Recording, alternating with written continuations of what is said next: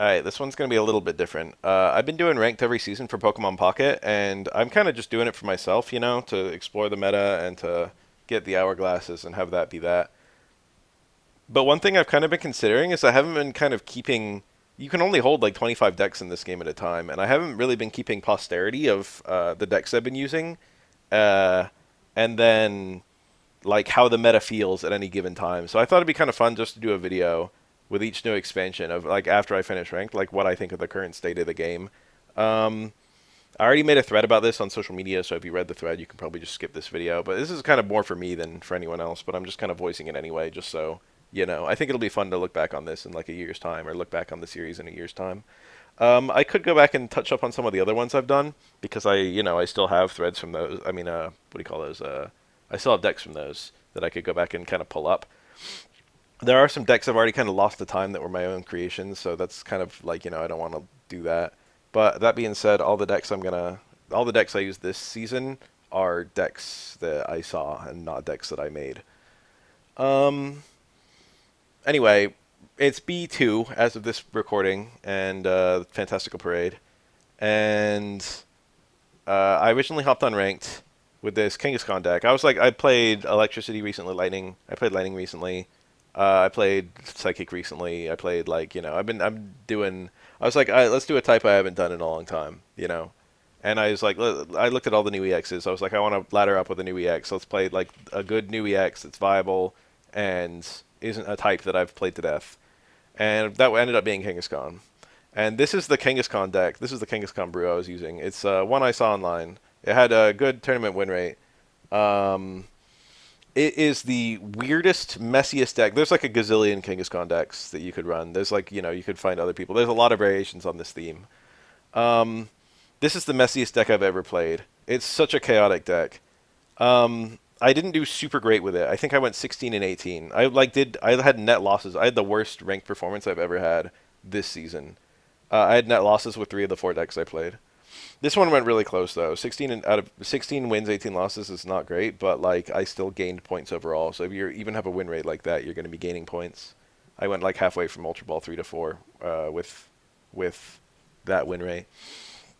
But it's a super janky deck because you're running mono Dark Energy because you have to in order to reliably charge up Darkrai, even though Darkrai is your only Dark Energy abuser in the whole deck. And then you've got Pichu to kind of power up Kangaskhan, and then obviously Pichu's energies plus the Dark Energies from your turn can activate the Kangaskhan really quickly. And then you have Oricorio as a potential like win con if the opponent is running like a very EX heavy deck. Um, you've got Greninja to get the pot shots. It's like theoretically for Cyrus, but I'm only running a single copy of Cyrus, and the longer I played the deck, the more I felt like I really needed two because I didn't have one at the time I needed it. Um, and then also theoretically, it's just there to get a little bit of extra damage because Kangaskhan's damage threshold is actually only 120, which just misses out the kills on tons of things. But the really funny thing about this deck is that you have Greninja to do 20 damage, and then Darkrai's like bench attack to do 20 damage, and you have Red to do 40 damage, like powers up per hit. Um, because it activates twice when Kangaskhan attacks. And all those stack. You can have Greninja throw its Shuriken, and another Greninja throw its Shuriken, and Darkrai put an energy on, and play red all in the same turn, or any combination therein. So there's a lot of different ways you can just get a ton of damage. And actually, while playing this, I got matched against Oricorio a couple times, and I actually beat Oricorio because I was doing 40 damage per turn to it between Darkrai's energy and like Greninja's attack. And like Kangaskhan was just bulky enough that it was just tanking the hits, or like Darkrai was tanking the hits. Um, Pretty funny little exchange. And Pichu does power up Darkrai a little bit. Darkrai's attack cost is 2 dark, 1 colorless. And there were some games where I, turn 2, attacked with Pikachu and put my turn energy on Darkrai. And that got lightning energy and dark energy on Darkrai. And then on turn 4, I was able to attack with it. Um, there was a lot of chaos going on to the deck. There's like a million things that can go wrong with the deck. There's like 7 basics in this deck. Hold on. 1, 2, 3, 4, 5, 6, 7. 7 basics in this deck. And yet still several times I had the lead with Kangaskhan, even with that many basics. Just because Kangaskhan was the only basic I drew in my first 5. And not only that, but like if you lead Kangaskhan and go first, it's so dire. And I only have a single copy of the Alima. One of the big problems with this deck is that like you're really just cramming so much stuff into it. I don't want to give up the Serena because Kangaskhan is my main win con, and Serena is just a way of drawing it. I don't want to give up the red because I need the extra damage. I don't want to give up the Cyrus because I'm running the Greninja, and Cyrus is the best card in the game. Copycat is a super busted card. I need the rare candies to activate the Greninja. I need the Pokeballs. The most expendable card in this deck actually ended up being the Darkrai itself. The longer I played it, I really wanted to ditch the Dark Energy and just go Water, Lightning, Dual type. And then Greninja only needs one Water Energy to attack, and Oricorio only needs one Lightning Energy to attack. So I would be able to attack pretty reliably, probably three-quarters of the time with either of them, if I just was running that type combination. And I would just lose Darkrai's pot shots, but they weren't actually that important. But then I would be going down to one win con, and I would also have, I guess I wouldn't have a worse matchup against Oricorio, because then Greninja would be able to kill it pretty easily. I think ditching the Darkrai for a second Cyrus would probably make the deck a little better, and there's probably someone who's run that exact combo. And then maybe a second Ilima would be something you could consider. There's so much stuff crammed into this deck. Like, do you really need the Oricorio? Do you really need, like, two Greninjas? I don't know. Like, something could go. I don't know what. Something could go. It is kind of funny, too, that it's a second Serena instead of a second Mega Kangaskhan, you know? I'm sure that the guy who devised this deck had some very divine reason for that, but I don't know what it was, because a second Mega Kangaskhan you can just play, and a second Serena you can, like, that's a supporter, so you might be able to play it, you might not. Anyway, I didn't do great with this deck. There's too many things that can go wrong if I lead Kangaskhan, if I don't draw a Lima, if I'm unable to get Kangaskhan off the field, if the Pichus are targeted off the field by, like, Jirachi or stuff like that, or Greninja. Sometimes I would just lose things in the wrong order. And if I didn't lead Pichu, going first was really rough with this deck, too. And then the fact that so many things can't attack. Like, if I don't draw my Darkrai or my Kangaskhan, it ended up being a pretty frustrating deck to play. And after I'd I played about 40 games, like 16, 18 again, and I was just like, I'm going up, but it's really slow. I'd like to be playing a deck with a higher win rate, because I was not streaking with this deck. So I was like, what else can I play? Let's go back to basics and just play some nonsense while I'm thinking things over. And I played some Stoutland. Where is it? This is a slightly more modern version of a existing Stoutland brew I've played quite a lot. The idea is that Stoutland's ability makes it so the opponent needs to put on an extra energy, and then I can't click on them here, in order to attack, and then Indeedee does extra damage for every extra energy they have. So, this actually ended up being, like, pretty good. I had a lot of wins with it straight up. I had, like, 6-1 in my first 7 games. Hydreigon is a very funny matchup for this. Hydreigon is probably the best deck right now. And it actually can't attack Stoutland in one turn because it puts on 3 energies and then in one turn, but it needs 4 in order to attack, which is just very awkward. That gives Stoutland time to get a free attack off on it. And Stoutland actually lives its attack too, which is even funnier. Stoutland takes 130 damage, but it has 140 HP, plus I have the capes in here too. I had good success with this deck. There were decks it was strong against and decks it was weak against. If the opponent didn't need to put on that many energies, it was just not very good at all. And then this deck is it has a super rough time if you go first. Because, it's just a lot. Maybe if you go first and you draw the Herdier in your initial hand and you can just play the Herdier and kill a Chingling. That's a best case scenario. But going first and leading on an Indeedee is so awkward. You could maybe kind of with the healing from Indeedee, drag yourself out a little bit longer, but Indeedee's low HP and having that energy disadvantage, it was very easy for the opponents to just kill me. And Hydreigon kills Indeedee in one shot through Cape, by the way. Indeedee is weak to Dark, so it takes 150 damage from Hydreigon's attack. Anyway, I got a decent number of wins and losses with this deck, but I wasn't really planning on running it for the entire ranked, but it did pretty well. And then after that, I was like, let's play some other new thing. What's another new thing I haven't seen yet? And I found the Swampert deck that someone posted on the subreddit. And it's pretty fun. It's a pretty funny deck. A lot of awkwardness to it. First of all, you're relying on a stage 2 in order to win, which is very inconsistent. I played 4 games with this deck, and I did not get Swampert active in the first 3 games. I just lost. I just lost pretty quickly. And then on the fourth game, I was like, I'm just going to play until I get Swampert going, and we're going to see how well Swampert does once it's active. It's like, if Swampert's the win con, let's see if the deck is even good once Swampert's up. And then you just have like the Manaphy and the Mantike in order to power stuff up. The Mudkip's here to receive the energy, and then a random Suicune in here. I think this is kind of awkward, the Suicune. Um, it's to kill Oricorio because nothing else in the deck really kills Oricorio well. And this does 70 damage in one attack. But it's 3 energies to attack, so if you're not putting energies on it with Manaphy, it's very slow to get going. And then, it's only got a retreat cost of 1, and then you have the inflatable boat as well, which seems, for it doesn't. I don't see what else it would do. I guess you could theoretically, like, draw the Mantike in your first turn, and then inflatable boat, whatever you got, and then go into your Mantike. Arita's here, Lucky Ice Pop's here, so that was nice for consistency, but actually, like, apart from the one copycat, there's not enough draw stuff in this deck, and I was really feeling like I couldn't get my Swamperts in time. I had several games like that. Like maybe a Serena would be good, or a May. A May would be very strong in this deck as well. Probably over the inflatable boat. And then maybe it should just be 2 Mantikes and no Manaphy. I don't know. Because Manaphy is kind of... Suicune kind of hinges on the Manaphy existing. These cards are really bad if you don't have Energy Ramp, is the problem. Suicune and Swampert. So if you just, in your first turn, you can't draw Manaphy or Mantike right away. It's just very awkward. And there aren't that many basics in this deck, especially because Suicune is almost like a detriment in any matchup that's not Oricorio. Anyway, when I finally got Swampert up, I mistook it for Blastoise. When I found the deck, I thought the Swampert's effect was Blastoise's effect. I thought that you put like 6 energies on it or whatever, and then it does a bunch of damage to a Benchmon. But no, Swampert deletes 2 random energies from everything on the field, including itself. And that's okay if you delete 1 energy from yourself. But if you delete 2 energies from yourself, then you don't get to attack the next turn, which is very annoying and awkward. That didn't happen to me, but it could have happened to me. I attacked twice, and I won after those 2 attacks with my Swampert. But my first attack deleted 2 energies from me, but I just happened to have a spare because of Manaphy. So I went from 4 energies down to 2, and then the next turn I put on my... No, I think I had to attack 3 times.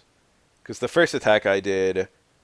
deleted 2 energies from myself. The second attack, I deleted 1 energy from myself, 1 from my opponent. And then that enabled me to put on my 3rd energy on the 3rd attack. I still had enough to attack. So yeah, the Swampert ended up having to just clean because nothing else in the freaking deck can clean. And then theoretically, if I killed something with, Swampert, and then Oricorio came out, I'd have to retreat it, and it's got a retreat cost of 3, plus it's a Mega, so it's like, a 0 energy Mega would just be a sitting duck for being pulled back in by Osiris. Even if I can't... Even if he can't kill me, I'm still stuck in. Very awkward deck. Probably not good. Anyway, I only played it for 4 games, and after I attacked with Swampert and I realized how volatile Swampert was, even when it manages to get going, I was just like, fuck, I'm not going to play this. And then I was just like, the very first opponent that I played beat me with Gourgeist, and I was like, there's no way this is real. And then I finally looked it up, and it's like, yeah, Gourgeist is the thing.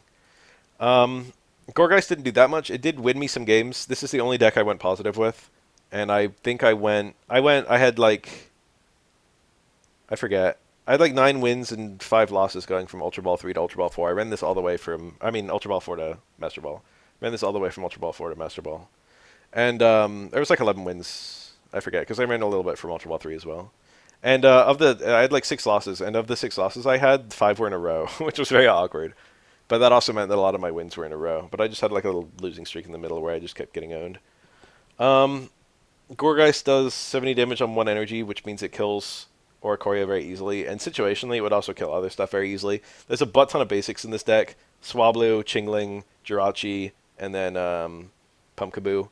And Jirachi, actually, I'm only running 1 of it, but Jirachi ended up winning me a ton of games because the opponent would just plan around like an end game where I've already used all my resources to get them to, like, switch or whatever. And then they've just got their big thing in with full HP, and I can't, hit anything on... I can't do anything except have to kill it.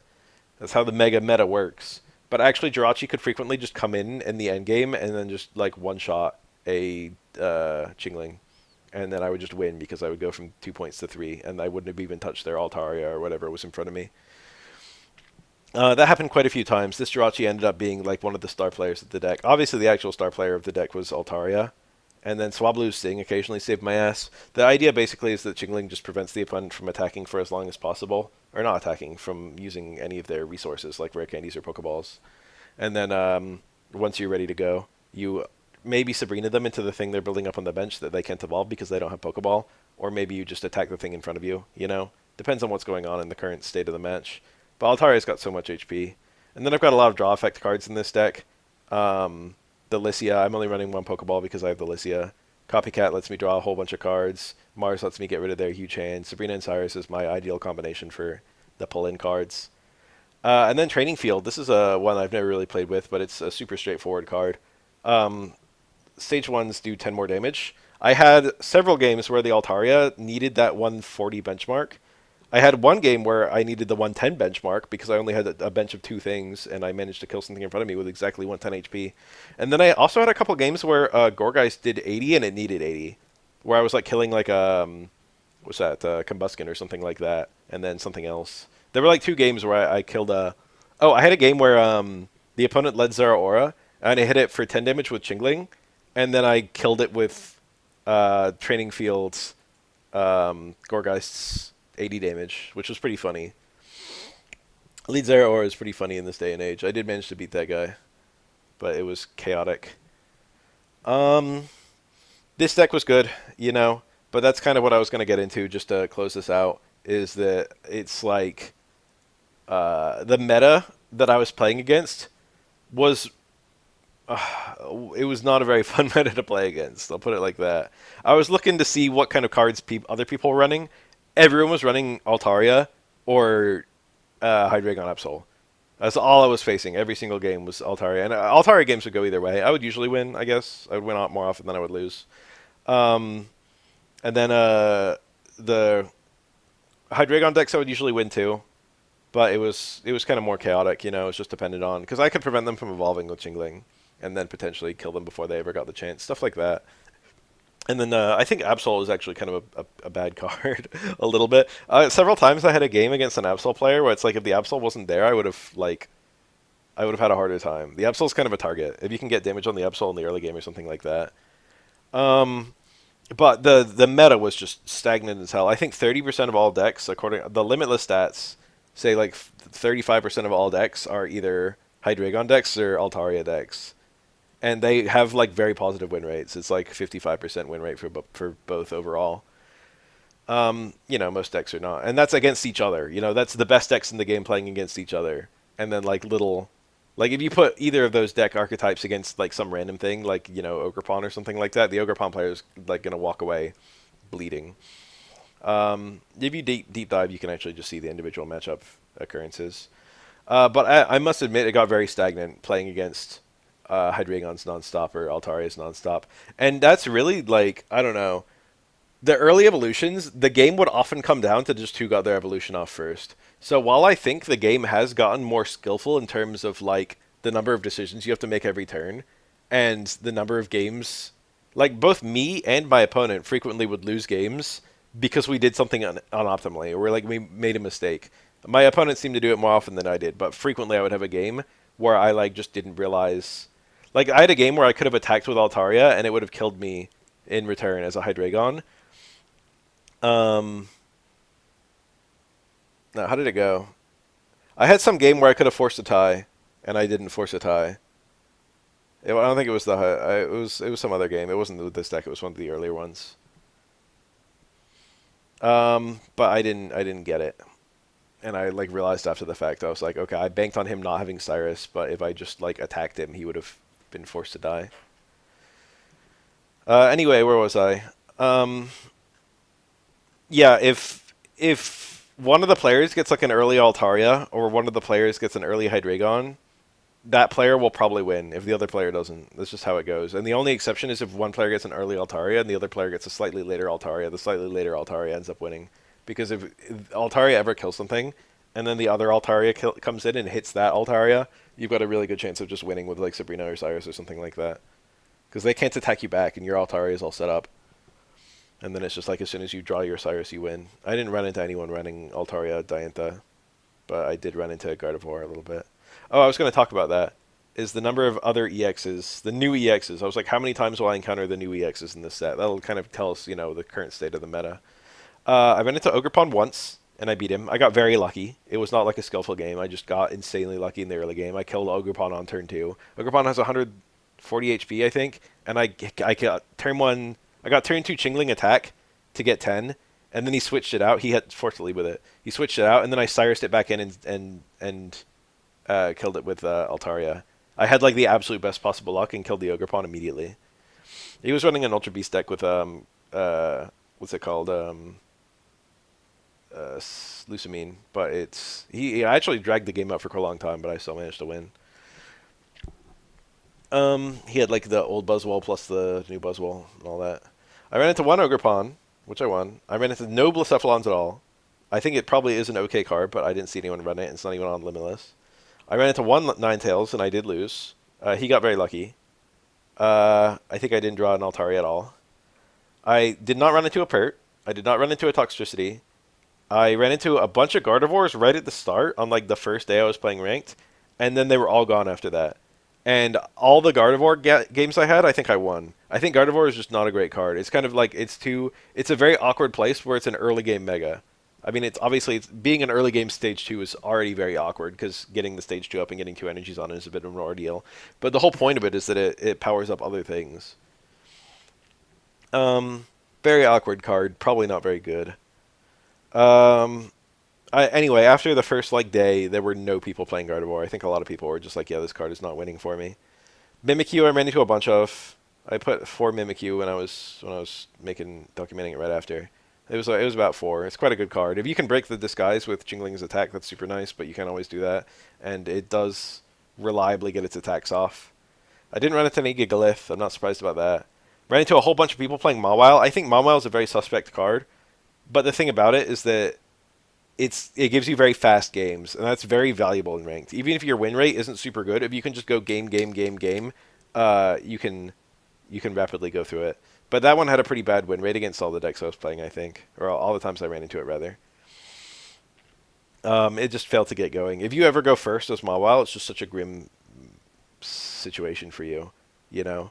Even with my opponent playing Adamin, like the Core Energy, Metal Apron, Lucky Ice Pop, Potion, everything he could to stay alive, just repeated 130s from Altaria is just going to break you down. One really funny thing is that it actually two-shots me. Its first attack does 80 damage, and its second attack does 110, which is actually Altaria's full health bar. And that's because Altaria is actually weak to metal. That really knocked me on my ass, but fortunately the final guy who like got me like that, he apparently didn't have Cyrus because I was able to just retreat Altaria out and still won. What else? What are the other EXs? I ran into like 2 Metachams right at the end. Metacham only just came out, so a lot of people don't really know what they're doing with it yet. I ran into a butt ton of Kangaskhan players. That was a really common one, probably about 8 or 10, somewhere in that territory. I'm going to work soon. I got to wrap this up. Those are the obviously good cards, I think. Mimikyu, Kangaskhan, and then obviously Altaria and Absol Hydreigon. If you're running those, you're like doing well in this current meta, and if you're not, then you're not. And it felt like the strategy of the game, although the game is more complex, the strategy of the game kind of goes out the window when it's... Like, I had long games that were very strategic, but for every like game like that, I also had a game where I won instantly because I got early Altaria and my opponent didn't get anything, and I lost immediately because I didn't get early Altaria and my opponent got early Hydreigon. Like, every other game was just like a fast game because one of us got lucky, you know? And it's like if one of the players gets lucky, they just win. And Pokemon is kind of had times like that and times not like that. We're in a more rushdown meta right now. When it was more like stally with like Darktina stuff like that, we would have longer games. Hydreigon is an obnoxious card. I'm sure Altaria is an obnoxious card too, but I didn't feel that one so strongly because I was playing it.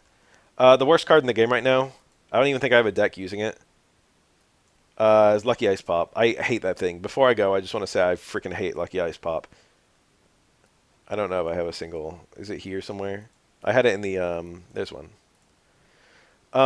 It's potion, but you flip a coin to get it back every turn. And the thing about this is that in older metas, you would be able to just one-tap things and not have to worry about healing.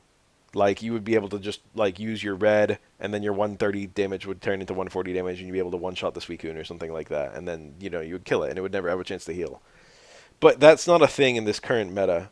because Megas are just too strong for anything to kill unless your name is Charizard Y. So, like, because of that, most of the time you're just going to be throwing around 110 damage, 130 damage, something like that, based on the current strong cards. And this Lucky Ice Pop just heals and heals and heals and heals. Because you can't one-tap anything, the opponent can just play the Lucky Ice Pop, and then if they get heads, they just play it again. If they get heads, they just play it again. And if they have another one, they just play that one. And then they play it again if they got heads on that one. I had like 4 games or 5 games, something like that, where the opponent lost unless they got 5 heads on, like 4 plus heads on Lucky Ice Pops, and then they got it. And I had a lot of games where I could have lost, except the opponent didn't get lucky with their Lucky Ice Pops. This card is so obnoxious, both because it just gives you like a 1 in 8 chance at like 80 HP recovered or something like that. And then also because it just wastes both players' time. It's such an obnoxious card. I don't know what they were thinking with this one. And it power creeps Potion way too hard, I feel. This is almost just flat better than Potion. It's like, oh yeah, Potion can be used on the bench. No, Lucky Ice Pop is so much... Like, you would never consider running Potion as long as this exists. Unless you're running like a 19 trainer deck, and then you're just running both of them. I hate this card. This is Misty, but like even more obnoxious somehow. It was so frustrating watching my opponent just heal and heal and heal and heal. Anyway, that's my general take on this game. Obviously, Greninja is still there and it's still annoying. Hydreigon and Altaria are just too good, and the game is too random. I had good games when there weren't early evolutions. It would go very long and tactical. But like it was really annoying how like half the games would just be terrible and the other half would be fun. But it was like kind of a mixed bag of terrible, because sometimes they would be terrible because I would win immediately and I wouldn't really feel bad about games like that.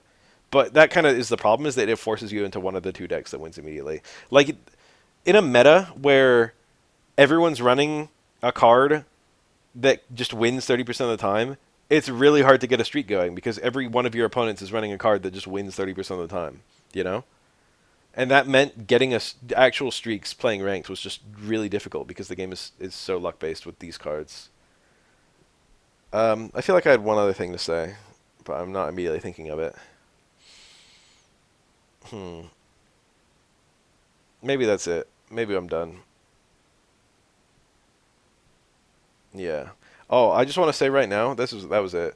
Before I leave, it's so annoying that I made this video. It's like top 10 strong cards in a set, and I put Greninja as like number 5, and there are so many people who are like coming at me like, why is Greninja not higher? Why is Greninja not higher? And I can't. It's so annoying to read it over and over because Greninja was like not that hated during A set, and then became way more hated during B set.